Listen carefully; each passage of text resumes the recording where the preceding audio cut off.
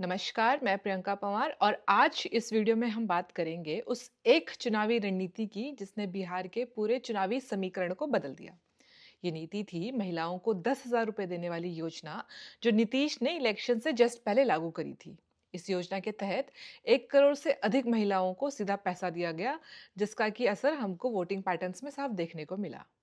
कई ground reports और कई सर्वे ये बताते हैं कि महिला वोट्स का 5 से 6% तक का स्विंग एनडीए की तरफ हुआ है, जिसने 25 से 35 सीटों पर निर्णायक भूमिका निभाई।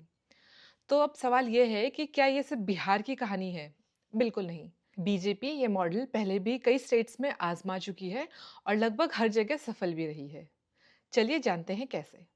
सबसे पहले बात करते हैं मध्य प्रदेश की। यहाँ लाडली बहन योजना के तहत महिलाओं को हर महीने 1,000 रुपए दिए गए और इस योजना ने चुनाव का पूरा माहौल बदल दिया।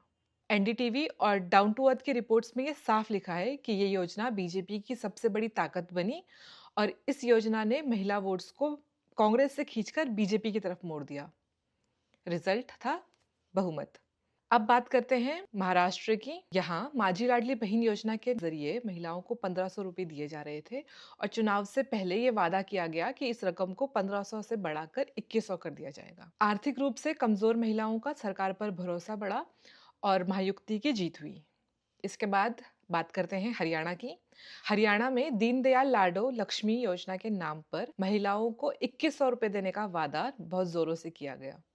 इस योजना की चर्चा महिलाओं में थी और इसका असर भी हमको चुनावी रिजल्ट में देखने को मिला। इन तीनों एग्जाम्पल से एक बात तो साफ है कि महिलाओं को सीधा पैसा देना बीजेपी की सबसे सफल चुनावी रणनीति में से एक बन चुकी है और नीतीश द्वारा महिलाओं को 10,000 देने वाली योजना इस बात का सबसे ताजा और सफल उदाहरण है। लेकिन सबसे जरूरी सवाल कि क्या इतनी बड़ी बड़ी फ्रीबी योजनाओं का कोई आर्थिक असर नहीं पड़ता? पड़ता है और बहुत गहरा पड़ता है। सबसे पहला असर पड़ता है राज्य के बजट पर। जब करोड़ों महिलाओं को हजारों रुपए दिए जा रहे हैं, तो सरकार ये पैसा कहीं से तो लाएगी। सरकार ये पैसा कहाँ से लाती है? हमारा टैक्स बढ़ाकर, बजट जो डेवलपमेंट का बजट है उसको कम करके या फिर कर्जा लेकर। तो यानी कि लंबे समय में स्टेट्स का जो डेब्ट बर्डन है वो बढ़ता है और जो विकास की रफ्तार है वो धीमी हो जाती है। दूसरा असर पड़ता है आम जनता पर।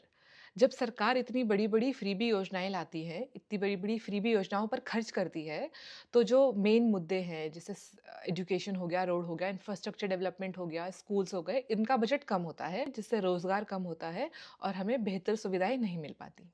तीसरा जोखिम है लत और निर्भरता।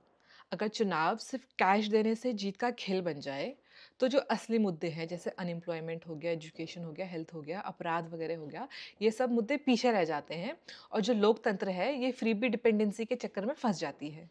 तो कुल मिलाकर तस्वीर साफ है कि बिहार में 10,000 रुपए की योजना से एनडीए को महिलाओं के वोट्स मिले और ये मॉडल बीजेपी पहले भी कई राज्यों में अपना चुकी है और सक्सेसफुल भी रही है।